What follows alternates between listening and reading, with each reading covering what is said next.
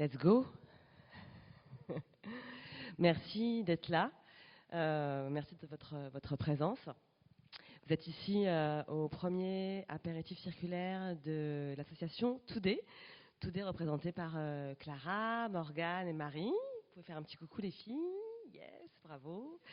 Today, c'est une initiative pour essayer de repenser les méthodes de consommation. Tout type de consommation. Il y a eu un événement qui s'est passé à la Cité Fertile il y a quelques mois en octobre qui a rassemblé 60 marques et plus de 2500 personnes. On a senti qu'il y avait un vrai engouement pour un peu faire évoluer les choses, pour mieux consommer, plus responsable, plus éthique, plus circulaire. Et donc on a décidé de continuer l'aventure. Aujourd'hui on est ici à l'Académie du Climat parce que l'Académie du Climat est partenaire de Today. Ils vont nous accueillir tout au long de l'année pour faire des apéritifs comme on a pu faire juste avant de venir en conférence, pour faire des conférences sur des thèmes précis. On commence aujourd'hui par la mode. Vous avez pu voir deux créateurs assez fous qui justement font la circularité. Marion avec le recyclage de ses masques. Mets-toi debout Marion, carnet de Mimi, c'est pas ouf ce qu'elle fait. Et Marco Ward, qui n'est pas habillé de ses tenues, mais qui vous avez pu voir ses créations, qui utilisent exclusivement des déchets. Et justement, pour parler de déchets, je voudrais aussi accueillir Zero Waste, qui va nous parler du défi Zéro Déchet, qui est aussi un des partenaires de l'événement Today. Merci beaucoup.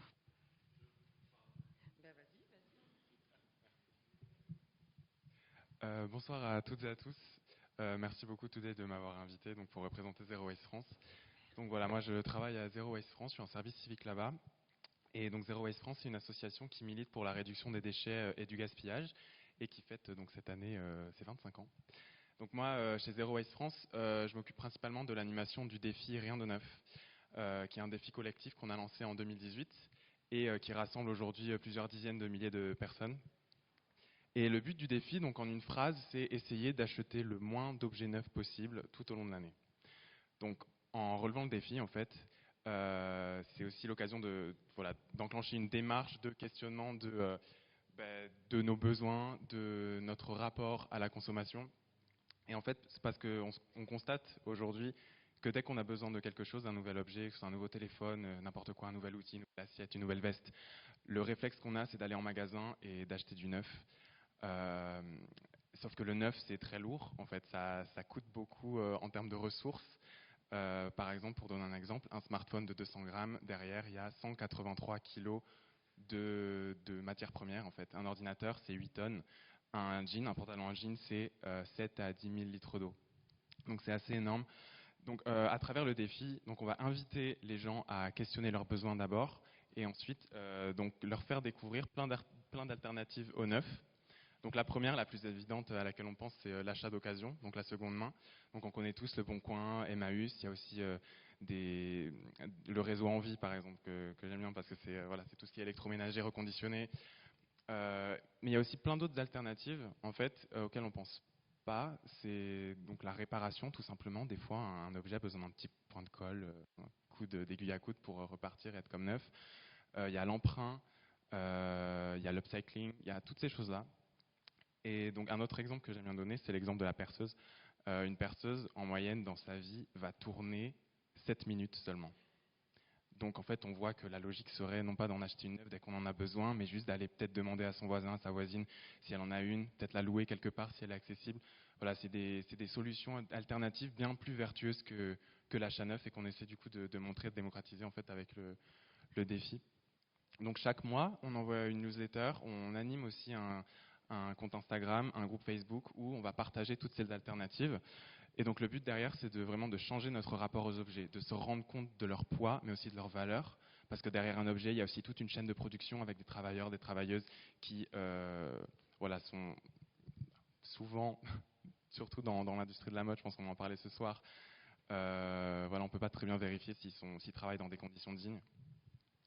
Et ensuite, repenser nos rapports à la consommation, donc se détacher un peu des injonctions marketing qui nous poussent à consommer sans arrêt en créant des désirs et en les renouvelant sans cesse. Donc ça s'applique donc particulièrement à l'industrie de la mode. Et en novembre, du coup, Zero Waste France a lancé sa campagne Fast Fashion, il est temps de ralentir. Donc c'est une campagne de sensibilisation aux impacts de l'industrie de la mode en fait. Donc les impacts à la fois environnementaux mais aussi sociaux et sanitaires. À cette occasion, on a publié un guide de résistance à la fast fashion que j'ai ici, qui est très cool. C'est un petit guide très complet, voilà, donc il décrypte un petit peu tous les impacts. Il donne des chiffres clés, il compile plein de conseils en fait pour à la fois repenser notre rapport aux vêtements, mais aussi réussir à se détacher un petit peu de toute cette pub en fait qui est autour de nous. Donc voilà, pour essayer de consommer moins de manière générale. Donc ça a été publié donc, dans le cadre de la campagne de Zero Waste France avec le défi Rien de Neuf, parce que c'est une démarche qui est assez individuelle, on s'adresse vraiment aux particuliers, et donc c'est une démarche qui vient compléter un petit peu tout l'aspect plaidoyer de l'association, qui va, cette action en fait, essayer de faire bouger les choses auprès des entreprises pour essayer de faire bouger les choses, et aussi des administrations. Donc voilà, et je vais finir en disant qu'on organise un événement samedi 9 avril à la Maison du Zéro Déchet autour du défi Rien de Neuf et de la fast fashion. Donc c'est dédié aux étudiants. Je ne sais pas s'il y a beaucoup d'étudiants ou pas dans la salle ce soir. Mais voilà, donc vous êtes les bienvenus, on va parler de tout ça, ça va être très cool. Et voilà, donc le défi Rien de Neuf, vous pouvez vous inscrire quand vous voulez sur le site riendeneuf.org. Vous pouvez souscrire ou non à la newsletter, c'est comme vous voulez, mais sachez qu'en fait, une inscription, c'est une voix, et c'est aussi un outil pour nous de faire peser un petit peu notre voix quand on fait du plaidoyer, voilà, avoir tant de personnes inscrites à une démarche comme celle-ci. Donc voilà, je vous remercie. Merci beaucoup. C'est effectivement une bonne introduction à cette conférence ce soir sur repenser la mode avec style. Comme on le disait, l'industrie de la mode, c'est une des plus polluantes. Mais malgré tout, ça a un vrai pouvoir de représentation, de distinction. La façon dont on s'habille, ça tout de suite donne un ton et un thème à qui on est. Et donc, c'est pas évident de savoir comment on s'y retrouve entre les labels green de fast fashion, entre la seconde main, entre les pièces vintage, entre effectivement le fait de pouvoir faire de la couture ou les marques de créateurs. On a du choix, beaucoup de choix, et c'est pas évident d'arriver à trouver la meilleure des solutions. Donc on a choisi aujourd'hui avec Today de commencer ce renouveau circulaire sur la mode avec 5 invités qui sont autour de moi, qui ont chacun une façon d'envisager la mode de demain et de repenser la mode avec style. Esther, qui est à la chaire Sustainability de l'IFM Paris, l'école de mode, qui a fait des recherches et qui va nous dire un petit peu comment elle voit les choses d'un point de vue passé et prospectif. On a aussi Céline qui a créé un bureau EtiWork qui va accompagner les marques à faire évoluer leur business model justement vers des démarches de circularité. On a Stéphanie qui a lancé un mouvement anti-fashion pour nous faire comprendre comment les choses peuvent évoluer par la réinsertion et par le fait de revoir ses façons de s'habiller. Et puis on a invité 2 marques, Imparfaite, Camille à côté de moi, donc la marketplace de pièces vintage, et Uriel, l'homme de la soirée, qui a fondé la marque Annie Jean et qui recycle des jeans. Donc voilà, on a 5 invités qui vont un peu nous donner une orientation, un point de vue et surtout peut-être des idées pour aussi de notre côté repenser la mode avec style. Je voulais que déjà rapidement chacun se présente à travers cette définition, comment on repense la mode avec style. Esther, tu peux peut-être commencer. Bonsoir. Donc, comme elle avait déjà dit, je suis Esther et pour moi, repenser la mode avec style, c'est vraiment un mode qui est éthique, qui est durable, mais qui permet aussi de t'exprimer comme tu veux. Bonjour Céline, donc EtiWork, studio d'impact. La question n'est pas évidente, puisqu'on dit repenser la mode avec style. Donc je me suis dit, mais qu'est-ce que ça veut dire la mode ? La mode, c'est une manière de faire, si on regarde la définition.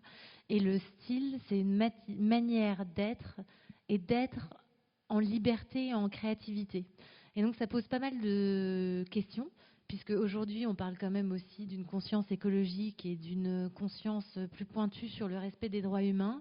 Et donc on peut se poser la question de quelle manière les manières de faire peuvent conjuguer à la fois de la liberté créative et à la fois quand même des consciences et des normes qui permettent de moins polluer et de mieux respecter l'humain. Donc je trouve que c'est très intéressant parce que ce paradoxe peut donner lieu aussi à des nouvelles formes de créativité. Et loin d'être normatif, ça peut devenir un nouveau territoire d'expression, comme on voit aujourd'hui avec les masques dans les vêtements de Mademoiselle. Et c'est extrêmement vrai, c'est pour ça aussi qu'on a voulu inviter donc des marques. Donc Camille, peut-être toi, comment tu repenses la mode avec style à travers Imparfaite? Bonsoir à tous. Nous, c'est vraiment par le vintage. On pense que le vintage aujourd'hui, c'est la meilleure opportunité qu'on ait de réduire l'impact environnemental de la mode parce que ça n'engendre aucune nouvelle production. Et on sait aujourd'hui que l'industrie de la mode pose particulièrement de problèmes au niveau de la production de vêtements. On sait que pour tenir les accords de Paris, il faudrait que l'industrie divise par 3, en gros, les niveaux de production. Et c'est vrai que le vintage, pour nous, c'est une belle alternative parce que à la fois, ça permet de s'exprimer. En vintage, il existe littéralement tout d'un point de vue stylistique. La mode est un éternel recommencement, donc il suffit juste d'arriver à sortir les belles pièces et arriver à les rendre disponibles à tout le monde. Et par ailleurs, c'est un vrai impact écologique, c'est quelque part quelque chose de très militant. Donc on pense que c'est une vraie option qui permet à la fois de vivre la mode en ayant un impact global en fait, sur le secteur qui est quasi nul. Ouais, qu'est-ce que tu en penses, Stéphanie, par rapport à ton initiative? Oui, il marche. Moi, ce qui m'intéresse, en tout cas, je ne suis pas styliste, c'est de la rendre plus sociale, la mode, et plus ouverte, ce qu'elle n'a pas été pendant longtemps, parce que c'est quand même une industrie qui est très fermée. Il n'y a que les gens qui bossent dans la mode qui sont dans la mode, et puis les autres, ils sont toujours autour. Et je pense que si on veut que les choses... quand on parle de conscience environnementale, on parle forcément de conscience sociale. Ça va ensemble.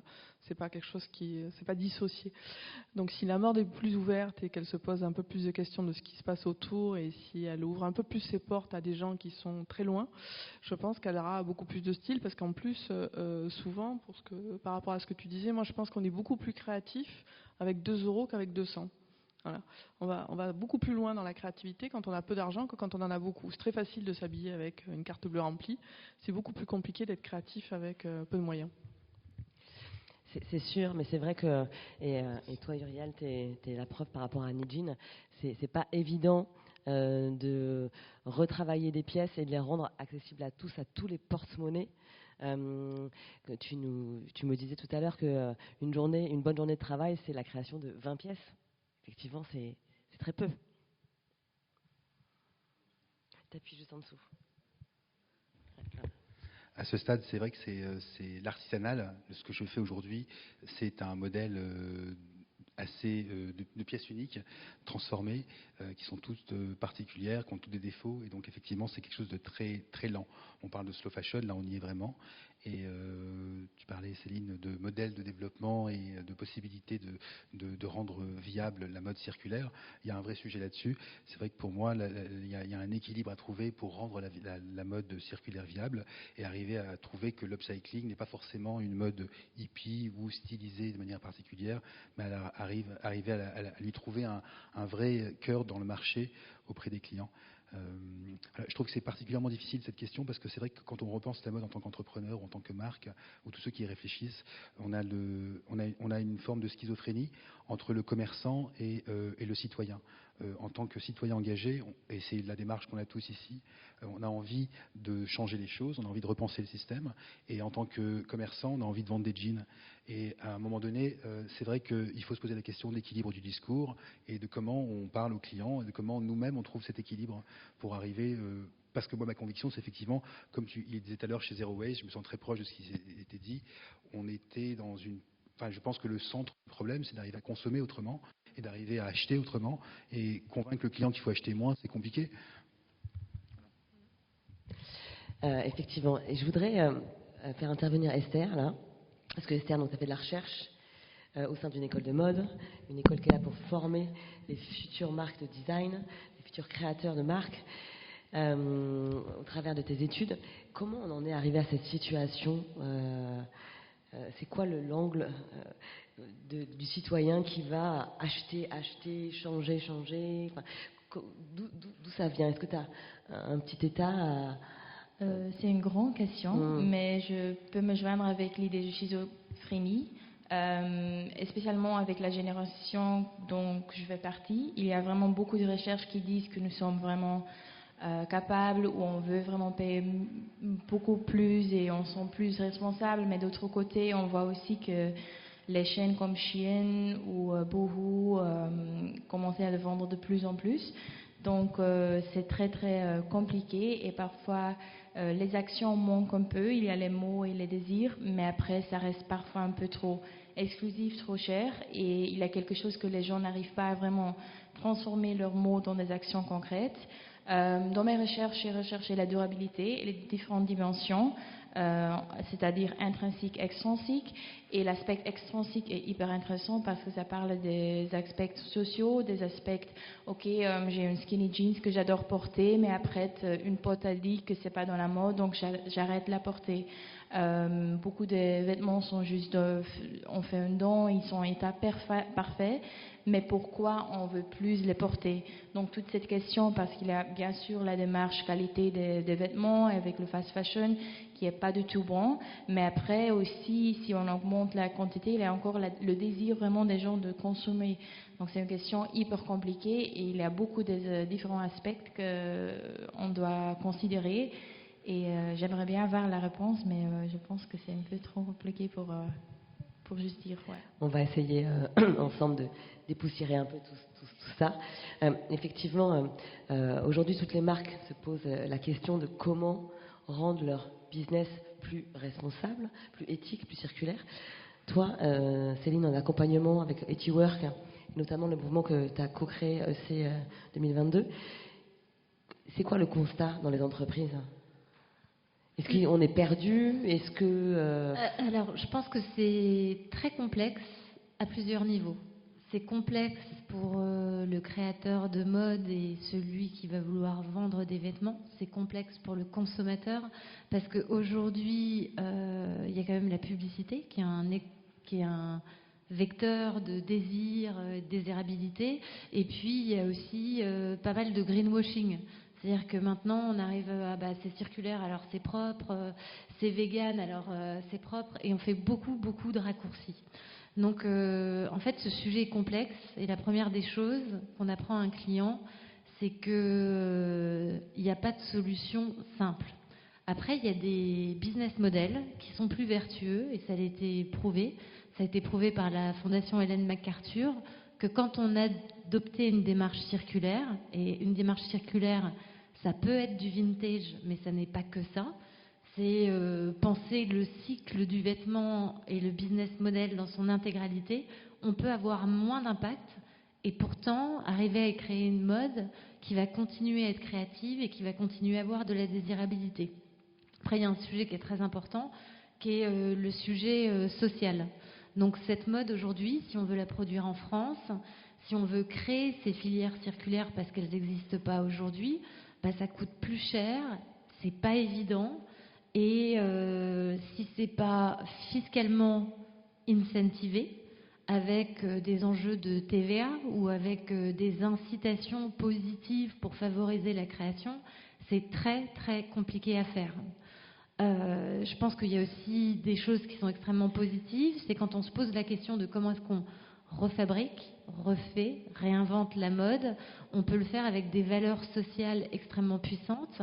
On peut aller faire de la réinsertion. On peut aller faire revivre des territoires et des savoir-faire oubliés. Et on peut trouver de nouvelles frontières. Donc malheureusement, il n'y a pas une solution. Il y a quand même la circularité au global qui est je fais avec du déchet, je crée pour que ça dure et que ça ne se périme si possible pas. Je répare, je prolonge la durée de vie. Quand c'est fini, je réinjecte pour que ça recrée de la matière. Et si j'ai prélevé à la terre, que ce soit dans le sol ou que ce soit dans l'eau, je régénère. Donc je pense qu'on connaît trop peu les potentialités que nous offre ce business model. Je crois qu'on peut aussi, sur certains articles, peut-être ne pas posséder, peut-être louer. Je pense que les sites vintage, ça montre qu'il y a des vêtements peuvent avoir plusieurs vies. Et le fait que le vintage, alors c'est des gros mots, devienne de l'upcycling, c'est-à-dire qu'on recrée de la créativité sur le vêtement ancien, c'est un univers des possibles qui est extrêmement intéressant. C'est vrai qu'il faut, et ce que vous faites chez Etiwork, vous accompagnez les marques à évoluer. Mais au-delà de ça, il faut aussi que nous, consommateurs, on essaye de faire évoluer notre façon de consommer. Et c'est des choses que toi tu fais beaucoup, Stéphanie, en termes de réinsertion, où tu vas un peu réapprendre aussi. Alors nous, on travaille Anti-Fashion à la base, c'est des conférences qui ont démarré en 2016 à Marseille, et rapidement on a créé un programme de mentoring où on aide des jeunes qui ont entre 18 et 25 ans. En fait, on se sert de la mode comme un vecteur d'insertion. Donc on anime des ateliers upcycling, on fait pas mal d'ateliers sur divers sujets, pas que de la mode d'ailleurs. Et l'idée, c'est vraiment d'essayer de les... Alors moi, je veux pas qu'ils deviennent des mécaniciens, comme on appelle dans le jargon, c'est-à-dire qu'ils soient derrière des machines à coudre à faire des vêtements. C'est pas ça l'objectif. L'objectif, c'est de leur montrer un petit peu tous les prismes qu'il existe dans les métiers de la création, dont la mode. Dans la mode aussi, il y a des métiers de supply chain, il y a plein de métiers différents. Et l'idée, c'est de leur montrer tout ça. Et quand parfois on vient d'un milieu compliqué ou qu'on a arrêté ses études assez tôt, en fait, on n'a pas de projection sur ce qu'on peut faire parce qu'on ne sait pas que ça existe. Donc c'est très compliqué. Donc on anime nous des tables rondes avec, on a souvent Veja ou Le Bon Coin, voilà, des partenaires qui viennent rencontrer régulièrement ces jeunes et qui parlent un petit peu de tous les métiers qu'on peut avoir au sein de structures assez propres, voilà. Et l'idée, c'est que les jeunes puissent se projeter, se dire, moi, je veux être ça, quoi. Voilà, je veux être styliste photo, c'est un métier, ça existe. Je travaille en supply chain, voilà. Donc ça c'est vachement important. Mais je rebondis sur ce que tu disais. J'ai oublié ton prénom, je suis désolée. Sur le fait de refaire et de relancer la dynamique de l'industrie textile. C'est très compliqué parce que pour avoir participé à la création du projet Résilience à Roubaix, où on a créé un atelier en 3 jours avec 250 personnes, le consommateur aujourd'hui, il n'est pas prêt. D'abord, il n'a pas les moyens parfois d'acheter une pièce à 100 ou 200 balles. Ça reste des problèmes de riches, ça. Hein. Je veux dire, se poser la question si on se prend un jean, je ne sais pas combien tu les vends, mais 200 balles. Effectivement, on n'est pas conscient. Non, on n'est pas conscient. Donc c'est super compliqué. Mais après, c'est paradoxal aussi parce que les gens souvent qui ont peu de moyens, c'est les premiers à claquer un achat de 100 balles chez Primark. Donc en fait, voilà, c'est très aléatoire tout ça. Tout le monde est responsable, hein, l'industriel, le consommateur. La responsabilité, elle est collégiale, elle est de tous. C'est-à-dire qu'il faut acheter moins, voilà, ça c'est sûr. Il faut produire moins aussi, c'est obligé. Et moi, je pense que cette année, nous, on va relancer les conférences. Et il y a un sujet qui m'intéresse, c'est la décroissance. Parce que la solution ne passera que par là. Alors c'est un bon point. Justement, à la conférence de l'ESC 2022, on parlait d'alter-croissance. Alors, je pense que c'est un thème qui pourrait même être débattu. Qu'est-ce que ça veut dire croître ? Est-ce qu'on a besoin nécessairement de croître ? Et comment est-ce qu'on s'émancipe quand même aujourd'hui d'un modèle qui est extrêmement capitaliste ? Donc aujourd'hui, le vrai problème, c'est qu'on reste dans une économie du capital et qu'on reste, si on regarde les programmes des présidentielles aujourd'hui, dans une promesse de on va croître. Mais est-ce que cette croissance, elle nous apporte du bonheur ? Est-ce qu'elle nous apporte la possibilité de vivre plus longtemps ? Est-ce qu'elle nous apporte la capacité à continuer à vivre sur Terre ? Aujourd'hui, c'est peut-être plus le cas. Donc il faut peut-être réinventer des modèles où on ne nie pas la créativité, où on ne nie pas la capacité à créer des modes, mais en le faisant dans les limites planétaires et dans une décroissance de sa consommation personnelle. Et après, si on va sur c'est pas le sujet aujourd'hui, mais psychologiquement, l'addiction à l'achat du vêtement ou les réseaux sociaux qui alimentent des pulsions. Ça ne crée pas du bien-être au niveau de l'individu. Surtravailler pour produire plus, ça crée des burn-out. La Terre est déjà en burn-out et donc on n'est pas non plus en train de se rendre spécialement heureux. Donc je pense qu'il faut repenser le modèle, intégrer à la fois l'impact social et l'impact environnemental, et peut-être se questionner nous-mêmes sur qu'est-ce qui fait que ça vaut le coup de vivre sur cette terre.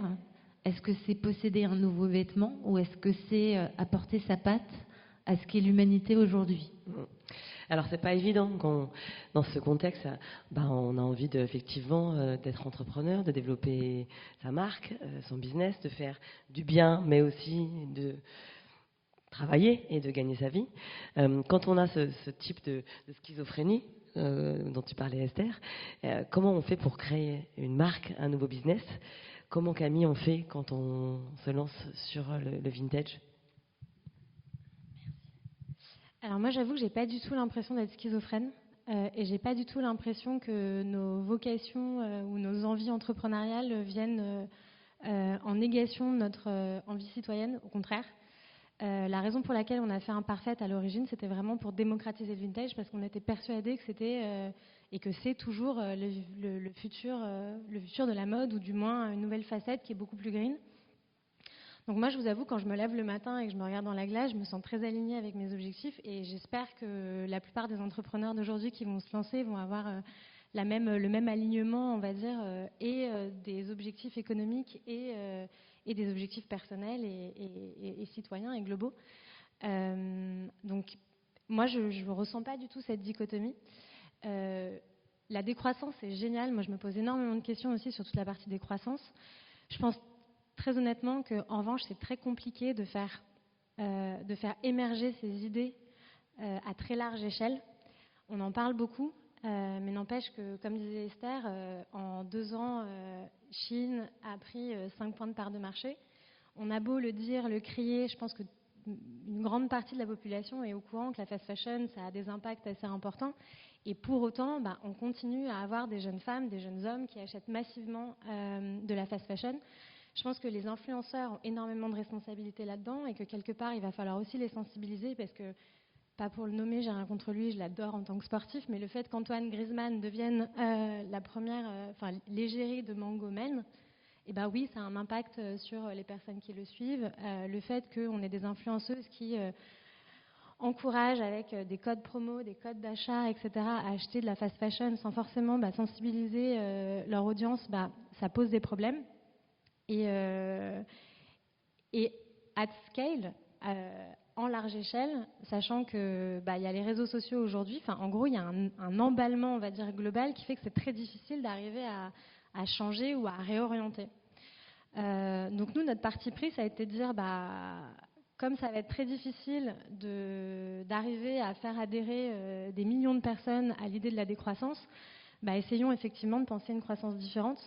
Au lieu d'acheter ces tomates globalement maintenant, attendons quelques mois et puis consommons du céleri. Donc c'est pas consommer moins, mais c'est consommer mieux. Et effectivement, je me corrige, effectivement consommer moins c'est important, faire attention et être responsable, etc. Mais arrêter de consommer, ça va être très compliqué.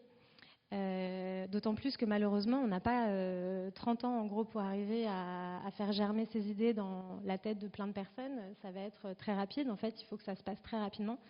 Donc c'est vrai, nous, notre logique, ça a été de dire, le vintage, pour ça, c'est pas la seule option, effectivement, mais c'est l'une des options qu'on considère qui est capable d'adresser le problème de manière très large, parce qu'aujourd'hui, on a beaucoup de mal à chiffrer exactement le nombre de produits vintage qui existent. Mais on sait qu'on produit 2 fois plus aujourd'hui que dans les années 2000. Donc on peut estimer quand même de manière assez certaine qu'il y a des dizaines de milliards d'unités de vêtements vintage qui sont revalorisables et qui peuvent être remises aujourd'hui en circuit. Et que ça permettrait aujourd'hui d'habiller des générations entières de femmes, en fait. Et d'hommes. Nous, on gère aujourd'hui que la femme, mais l'objectif, c'est d'aller vers l'homme bientôt. Mais on sait qu'on est capable, du coup, d'adresser, et sur des morphologies qui sont très différentes, sur des types de styles qui sont très différents, parce que la diversité de ce qui existe en vintage est juste fantastique. Il suffit pas, on n'est pas obligé d'être déjanté ou d'être très créatif pour s'acheter du vintage. On peut être avocate, avoir un uniforme de travail, quelque chose de très classique, et s'habiller de la tête aux pieds en vintage. On peut aller en date avec son chéri, on peut aller boire des coups avec ses potes, on peut aller chercher son fils à l'école. On peut s'habiller toute la journée en vintage, et l'avantage de ça, c'est que modulo la livraison, et si vous allez en boutique, c'est encore mieux, l'impact, il est littéralement de 0, en fait, parce qu'il n'y a aucune production qui est engendrée à ça. Et je suis d'accord avec Stéphanie, aujourd'hui, il y a un vrai problème avec l'upcycling. Moi, j'adore l'upcycling, j'en consomme pas mal, etc. Et puis, je trouve que ce qu'Uriel, par exemple, fait est absolument fantastique. Il y a quand même ce problème de comment est-ce qu'on adresse le problème sur une grande échelle. Et effectivement, il y a un problème de production, upcycler, c'est compliqué aujourd'hui et à ma connaissance, je ne connais pas de projet qui est capable de faire de l'upcycling à très grande échelle. Et deuxièmement, il y a un problème effectivement de pouvoir d'achat. Aujourd'hui, quand on parle, il y a un problème d'accessibilité en gros à la mode écologique. Et encore une fois, si on va arriver à démocratiser, il va falloir qu'on trouve aussi des options qui sont accessibles, qui sont vraiment pas chères. Parce que pour venir contrecarrer un Shein qui est capable de suivre les tendances et en plus d'avoir des prix à 3 €, c'est compliqué. Et c'est vrai que pour nous, le vintage, c'est encore plus cher que Shein, mais on va dire que c'est accessible quand même. Parce que par exemple, chez nous, le prix moyen, il est à 54 €. Si vous allez en boutique, il y a possibilité que vous trouviez des trucs beaucoup plus accessibles encore. Donc nous, on pense vraiment que le vintage a une vraie voie et qu'il faut que beaucoup plus d'acteurs, en gros, s'impliquent sur ce secteur-là. C'est ce que tu me disais, Camille, aussi, que potentiellement aujourd'hui dans le monde, il y a assez de vêtements pour habiller toute la population. Alors, j'aime pas avancer des chiffres que je suis pas capable de soutenir et surtout pas en face de personnes qui ont un background académique beaucoup plus poussé que le mien. Mais en tout cas, ce qui est sûr, c'est qu'aujourd'hui, on a du mal à arriver à le chiffrer de manière concrète. Mais nous, on n'a aucun problème de sourcing littéralement sur le vintage. Et quand on arrive à recouper les chiffres, on peut dire de manière assez certaine qu'il y a, je vous dis, des dizaines de milliards d'unités de vêtements en trafic. Il y a certains types de vêtements sur lesquels on a du mal quand même, faut être honnête. La lingerie, c'est difficile. Certains types de chaussures, c'est difficile de trouver en vintage. Mais sinon, les jeans, les blouses, les t-shirts, les manteaux, tout a déjà été fait. Et d'ailleurs, on travaille beaucoup avec une personne qui vend sur la plateforme qui s'appelle Julien Sanders, qui s'avère être aussi un... Tu connais ? Montmartre 3. C'est vrai, Montmartre 3. Et c'est vrai que lui, il a un job qui est fantastique. Il est aussi conseiller vintage pour des studios de mode parisiens. En gros, je vous la fais courte. Il va comme consultant chez Balenciaga. J'en sais rien si c'est Balenciaga, me cotez pas là-dessus, mais il va globalement voir des boutiques, des grandes maisons de mode dans les studios. Et en fait, les maisons de mode, carrément, lui donnent un cahier de tendance à aller chiner. Et en fait, il dit, il y a tellement de collections aujourd'hui, l'attrait de la nouveauté par Instagram, etc., il fait qu'il y a tout le temps en fait, des nouvelles collections qui sont obligées de sortir, et juste le studio est en surchauffe et incapable d'inventer un nouveau truc depuis des dizaines d'années. Donc en fait, il va chiner des trucs, et ils vont copier un col, un pattern, voilà, et ils font du copier-coller en fait, avec des pièces vintage. Voilà. Et ça, c'est les dérives de certaines grandes marques qui vont effectivement utiliser une pseudo-mode du vintage pour recréer des collections, recréer des pièces et recréer de la consommation. Petite anecdote, je lisais le 20 minutes dans le train il y a 3-4 jours, un article hyper intéressant sur une nouvelle application qui nous permet de revendre, donc vraiment très poussé, très détaillé, et la page juste en face, une page publicitaire qui vantait une opération de recycling organisée dans un centre commercial à la Défense.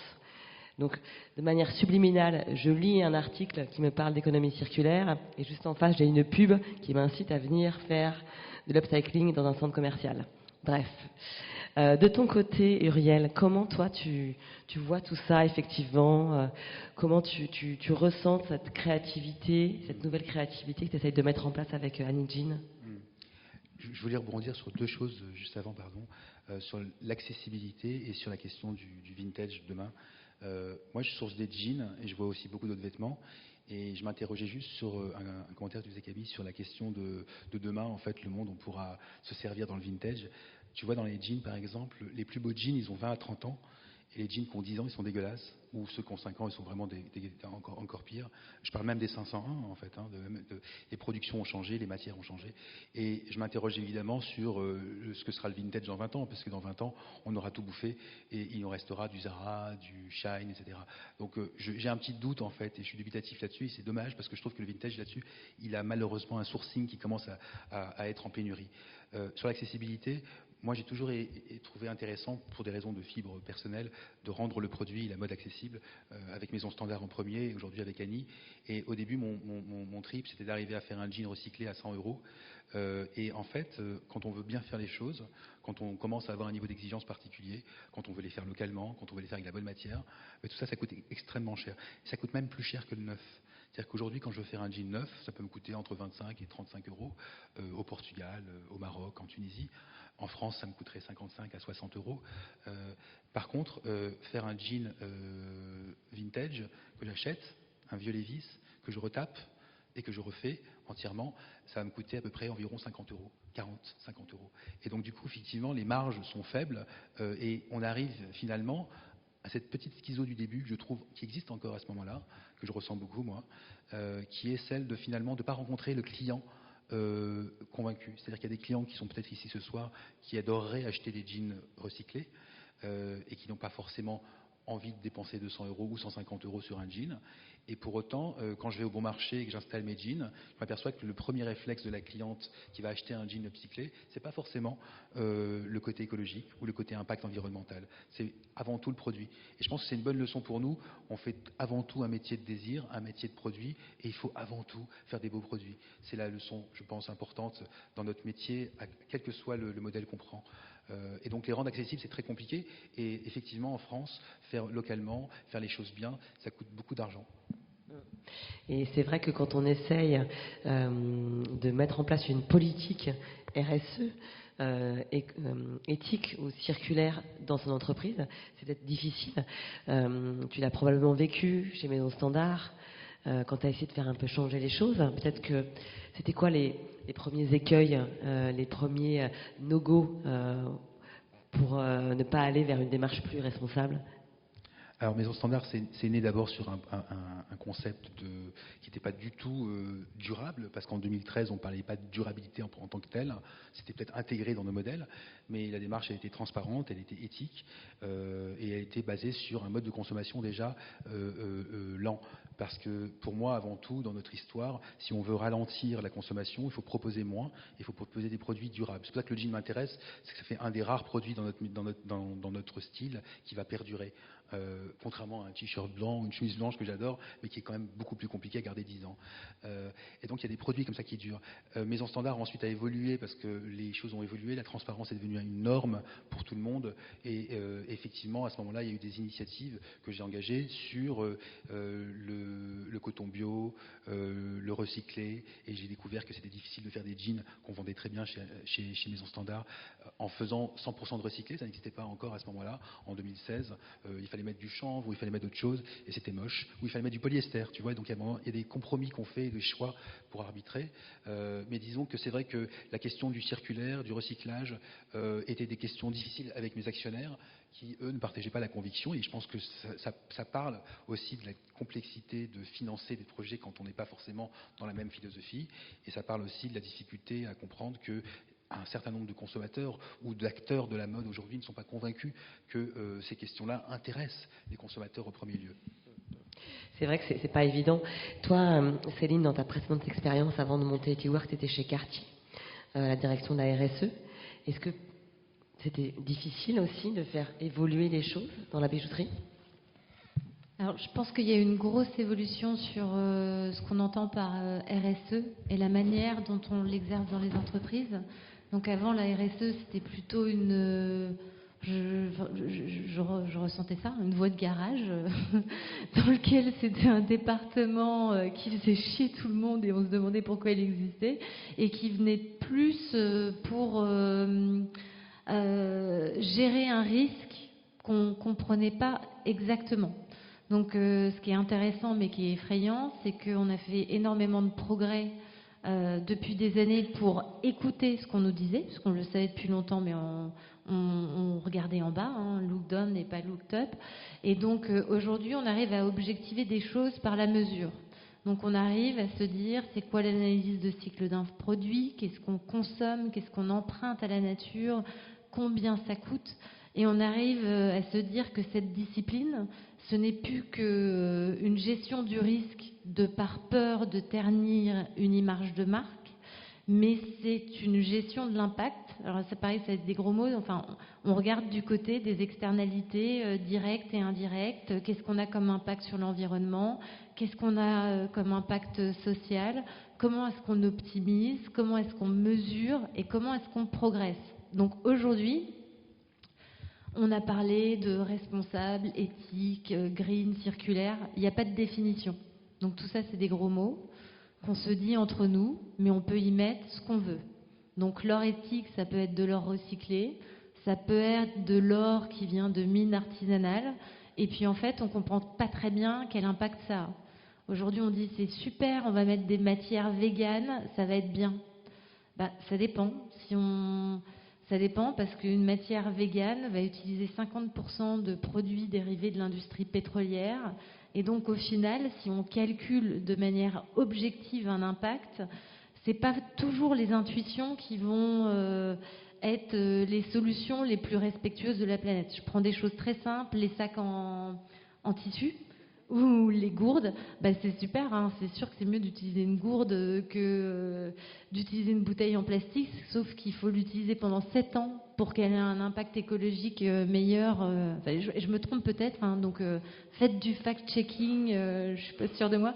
Et donc, ce qui est extrêmement compliqué, c'est qu'on est dans une nouvelle discipline, il faut se former tous les jours, c'est de plus en plus réglementé. Et ce qui est intéressant, c'est que ça devient objectivé sur le sujet environnemental. Sur le social, c'est le parent pauvre. C'est le parent pauvre parce que c'est beaucoup plus dur d'objectiver l'impact social. Et je vais laisser, je pense, une personne que moi qui est plus légitime pour en parler. C'est que, voilà, est-ce que c'est mieux d'aider des communautés en Afrique que de faire de la réinsertion en France? Est-ce qu'il vaut mieux aider des personnes âgées ou des jeunes à rentrer dans l'emploi? C'est compliqué, mais ce qui est sûr, et ça c'est un point important, c'est que les marges aujourd'hui, elles sont pas bien réparties. Et ça, c'est un vrai sujet. Oui, non, moi je vais intervenir sur plein de points, mais on ferait la nuit aussi, non, donc c'est vrai trop court ou trop long, je ne sais pas dans quel sens on prend les choses, mais Ruel parlait tout à l'heure de valeurs, on en avait parlé en 2017 à Marseille, tu te rappelles? En fait, et après je parlerai du social, la problématique aujourd'hui c'est qu'on n'a plus la valeur des choses. On sait plus ce que ça coûte d'acheter une baguette de pain. Il y a un mec qui se levait à 3h du matin, avant il y a eu quelqu'un qui a planté du blé, qui est allé le ramasser, donc tout ça, ça a un prix. Ça ne peut pas coûter 60 centimes. Quand on achète, moi je suis marseillaise, de l'huile d'olive, nous on fait tout, on cuisine tout à l'huile d'olive. L'huile d'olive, elle a un prix, parce que ça prend du temps de ramasser les olives. Faire un t-shirt, ça ne peut pas coûter 2,50 €, c'est pas possible. Mathématiquement parlant, c'est impossible. Et donc un jean à 200 balles, peut-être que c'est une réalité, parce que quand vraiment bout à bout, on voit tout le temps que ça prend, et quand les gens sont payés décemment derrière, forcément ça va coûter 200 balles. Et comme on a été formaté depuis, on va dire longtemps, ça date des 3 glorieuses, des 30 glorieuses, voilà, où on se dit achetez, consommez, vous allez être heureux, ça va être super, et puis vous achetez en quantité, ça va être super, vous allez remplir les armoires, et puis vous allez acheter pas cher, comme ça vous en aurez encore beaucoup plus. Donc tout ça c'est très compliqué, on ne va pas sortir de ça, de ce schéma tout de suite, mais ce qui est certain, c'est qu'à un moment donné, quand on va ouvrir le robinet, il n'y aura plus d'eau, ça c'est sûr. Donc soit on se pose la question très tôt, et effectivement la décroissance, moi je pense que c'est un vrai sujet. Effectivement, Céline, tu as raison, le sujet de la RSE, moi je ne sais pas ce que ça veut dire. Voilà, la transparence, je ne sais pas ce que ça veut dire. La mode responsable, je ne sais pas ce que ça veut dire. C'est des trucs, en fait, moi ma grand-mère, elle était née en 14, elle en parlait déjà, quoi. On est en train de se compliquer les choses alors qu'elles sont beaucoup plus simples. La nature, la terre, une force que nous on n'a pas, c'est qu'elle sait faire de ses déchets des ressources. Nous on ne sait pas faire ça. Voilà. Il y a des feuilles qui tombent au sol, elles sont transformées elles se désintègrent, elles vont nourrir le sol et ainsi de suite, et puis ça nourrit les arbres et machin. Nous, on ne sait pas faire ça. Voilà. On achète, on jette, on achète, on jette, on se pose pas la question, on ne répare pas. Donc le meilleur produit, le meilleur objet, le meilleur vêtement, c'est quand même celui qu'on n'achète pas en fait. Hein. C'est celui qu'on a déjà, qu'on va réparer, qu'on a gardé. Donc ça, voilà, c'est compliqué parce que quand on achète le L, on nous dit ah mais merde, ce que vous avez acheté la semaine dernière, c'est dépassé. Puis Zara, ils ont encore fait une collection puisqu'ils sont à 52 par an, donc forcément. Donc du coup, on est dans une espèce de schizophrénie constante de tout, hein, parce qu'on a envie de tout. Moi, la première, parfois, j'ai envie d'une super belle pâtisserie qui me donne envie, voilà, parce que j'en ai besoin, parce que voilà, ça implique des choses, d'un nouveau vêtement, de plein de choses en fait, qui au final, ça n'a pas de sens. Alors vivre comme des Japonais avec 2 t-shirts et un jean, c'est compliqué, parce que voilà, on n'est pas là-dedans, mais concrètement, quoi, je veux dire, on en parle, on en plaisante, mais on va pas avoir le choix, quoi, vraiment. Ça va arriver d'un coup, ça va faire tout bizarre, hein, et puis la décroissance, à un moment donné, on a fait un événement là pour Bisbee qui est une marque de fast fashion, voilà, qui appartient au groupe Jules, qui nous ont demandé d'organiser avec des jeunes du collectif leur défilé, pour une convention qui était fermée uniquement aux gens de Bisbee. Et on est arrivé à la fin où le boss faisait son discours, il était en train de dire, voilà, il faut gagner des parts de marché, il faut continuer, inonder. Mais j'étais consternée, quoi. Mais consternée d'entendre et je pense qu'ils vont crever. Et il ne faudra pas se poser la question, parce que ça ne marche plus, ce truc. C'est terminé.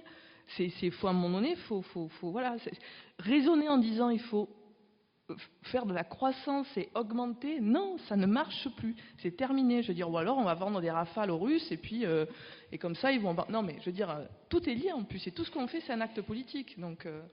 Effectivement, on est dans une période maintenant où il faut raisonner sa consommation, la conscientiser. Alors, qu'est-ce qu'on peut faire ? Quelles seraient les solutions pour essayer justement de nous aider, nous consommateurs, à privilégier la mode responsable, la mode circulaire ? Quels seraient les outils pour aider aussi les entreprises à se mettre dans un business model qui est plus vertueux?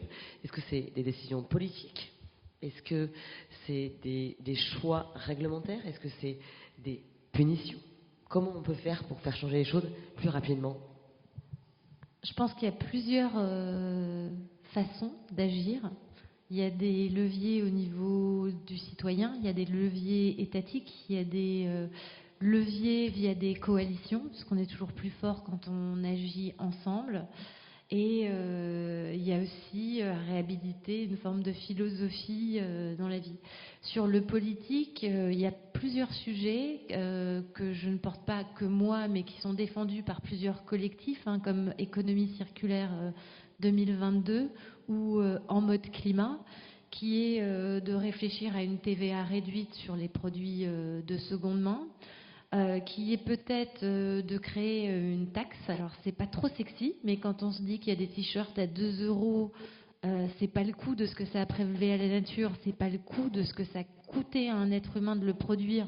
Peut-être que ceux qui exportent leur pollution et qui exploitent une main-d'œuvre devraient payer un impôt plus fort pour permettre une forme de justice.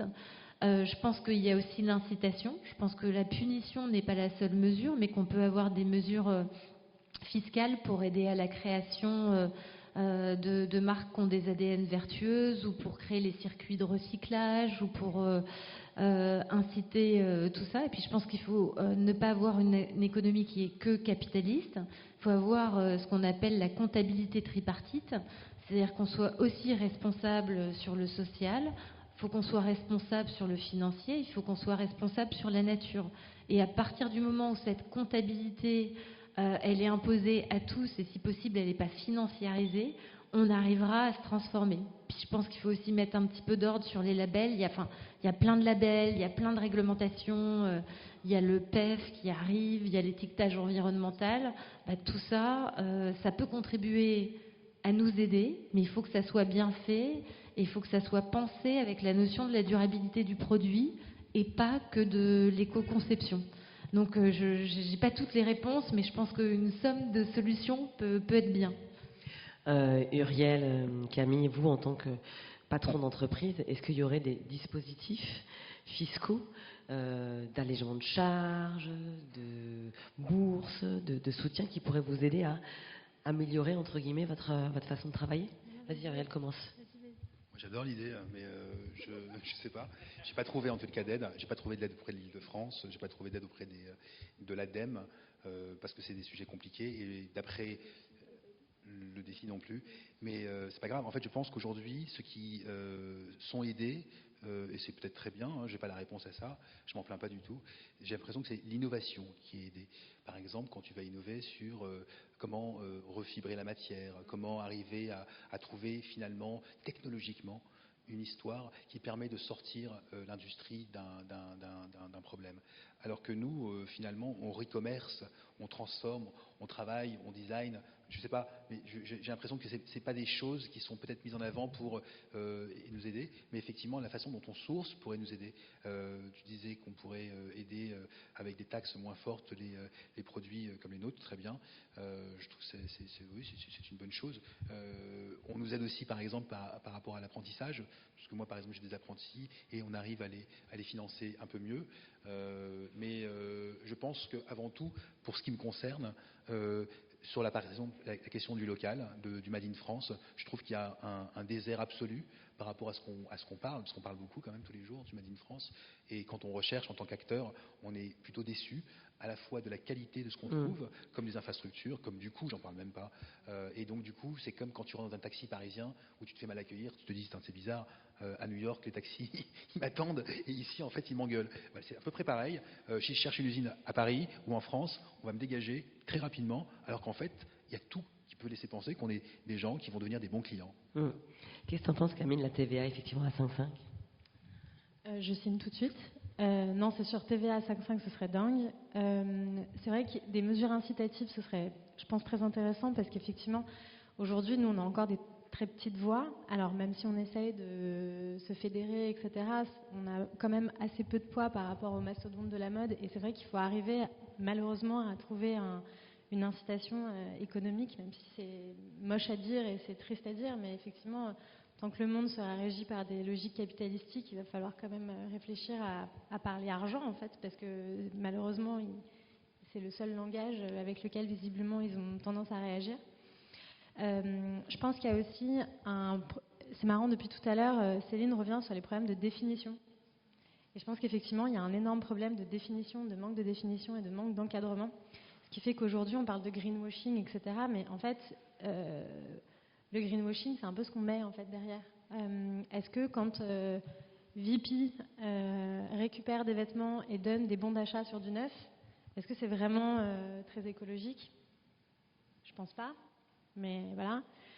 Est-ce que quand une plateforme comme Vinted, par exemple, parle d'être hyper écologique parce qu'il promeut la seconde main, dans quelle mesure est-ce que vraiment des plateformes de seconde main ont vraiment un impact positif ? En fait, il y a plein de choses sur lesquelles en fait, les limites sont assez floues et c'est assez facile en fait, de faire dire des choses. H&M est aujourd'hui le premier consommateur, on va dire, de coton bio, mais ça n'en fait pas une boîte green pour autant. Il y a plein de choses en fait, qui sont assez difficiles en fait, à encadrer et à comprendre, et ça crée beaucoup de confusion aujourd'hui pour les hommes et les femmes qui essayent d'avoir une consommation plus responsable. Donc il y a un sujet effectivement sur encadrer tout ça. En mode climat dont tu parlais tout à l'heure, parle de la primovis, et c'est vrai, aujourd'hui il y a des primes, de facto faire bien les choses, ça coûte de l'argent.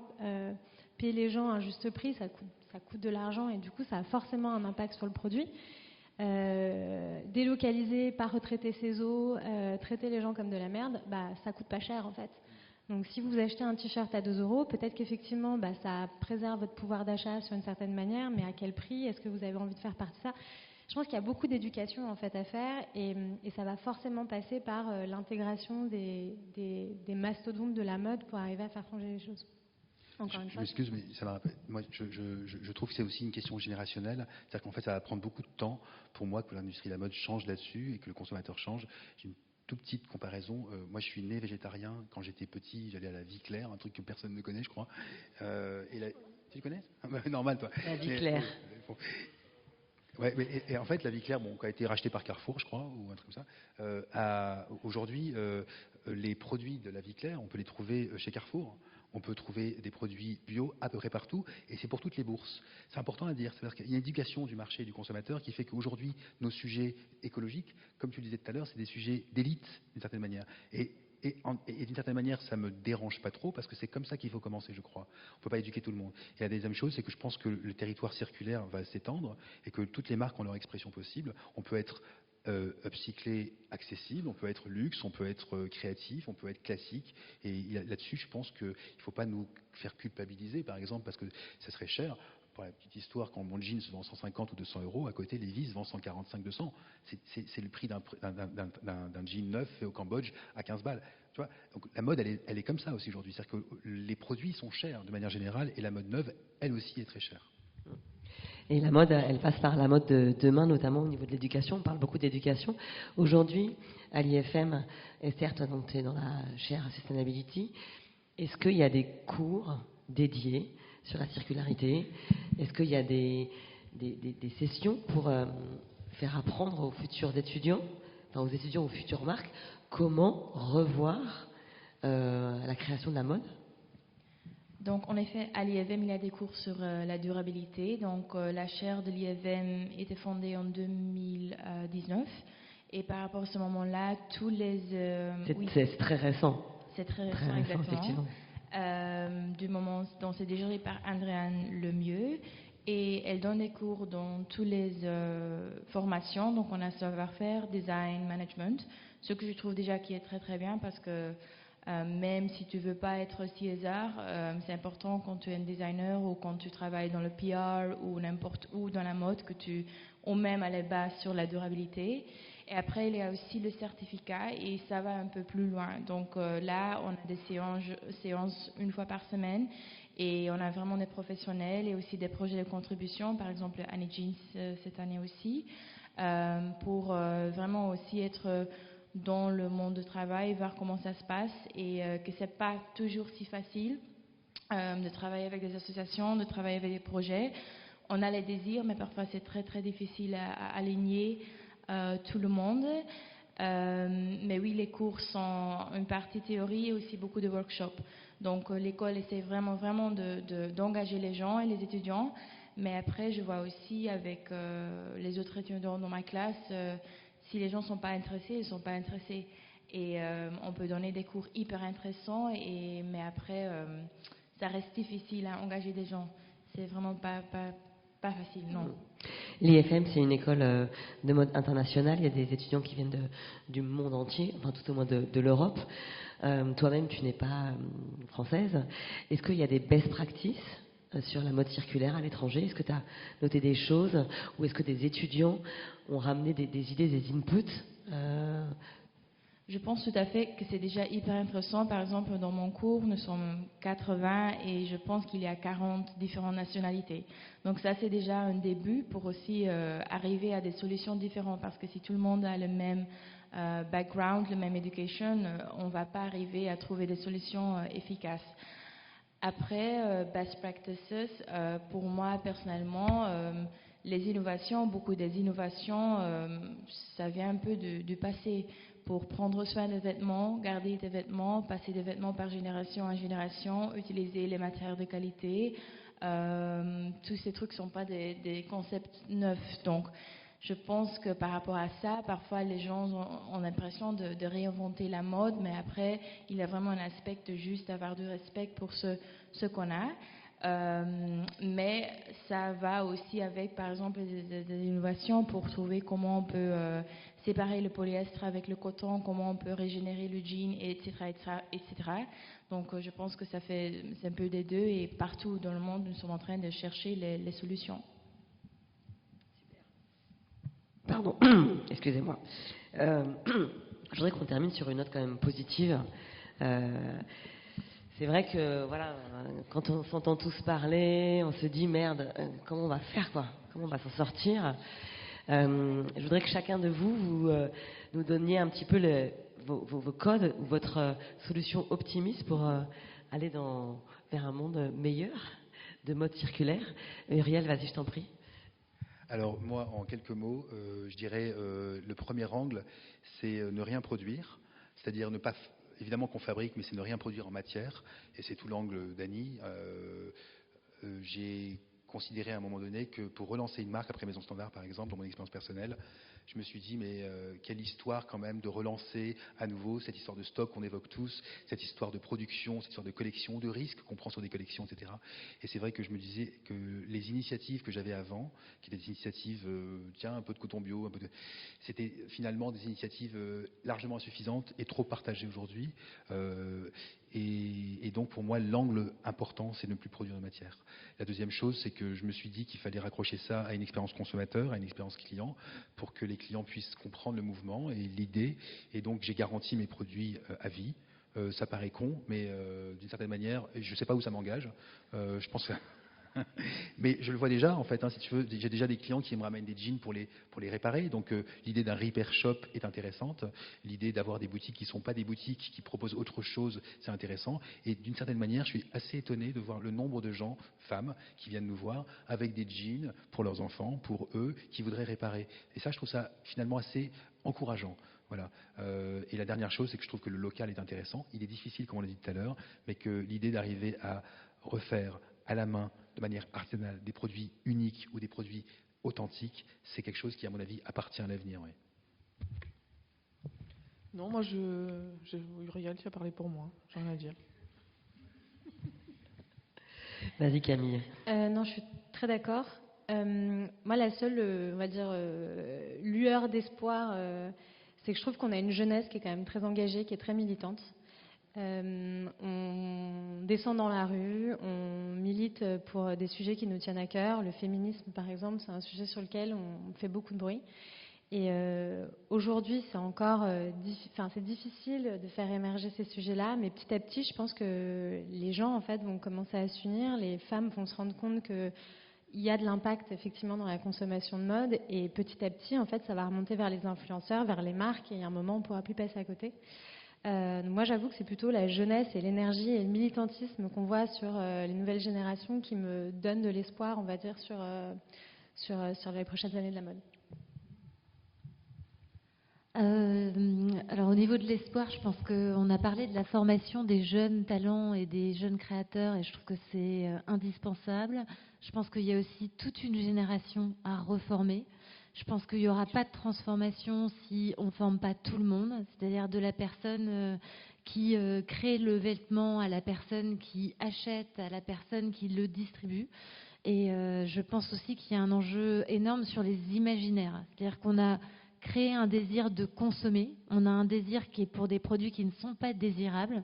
Donc la question, c'est comment est-ce qu'on réinvente peut-être une forme de communication qui est plus vertueuse, qui aurait un impact positif, et comment cette sobriété, on la rend fun et heureuse. Parce que je pense qu'on peut être aussi très content avec de l'upcycling, avec de la mode vintage, et on peut aussi trouver un plaisir hédoniste, parce qu'on en a besoin de plaisir. Le monde est dur en ce moment, il y a plein de sujets anxiogènes, et je pense que je suis assez positive si on arrive à se former, s'informer et bien comprendre, parce que je ne suis pas sûre qu'on comprenne encore tout de ce qui se passe sur les sujets matières, sur l'impact au global, et qu'il faut être très humble et éternel, sachant et apprenant. C'est difficile pour passer maintenant, je suis tout à fait d'accord, mais juste repenser la mode, pour moi, je pense que c'est aussi repenser ta garde-robe, et aussi vraiment repenser ta consommation et l'approche que tu as par rapport à ça. Donc voilà. L'initiative Today aussi, elle est née de cet optimiste de faire changer les choses et les voir au prisme d'une circularité. Donc nous, avec Morgane, avec Marie, avec Clara, les fondatrices de cette initiative, on est là pour essayer d'apporter justement toutes ces solutions. Donc on les a apportées ce soir avec nos 5 invités sur la mode circulaire. On reviendra ensemble le 20 avril pour parler de la food, parce qu'il y a aussi beaucoup de choses à faire à ce niveau-là. En tout cas, je voulais tous vous remercier d'avoir été présents pour cette première conférence. Merci à vous tous aussi d'avoir été là. Et on vous retrouve à la buvette autour de Marion et de Marco pour finir cette soirée avec 2 créateurs de mode circulaire et à boire l'apéro à nouveau aussi, parce qu'on est aussi hédoniste et on aime ça aussi. Merci beaucoup à tous.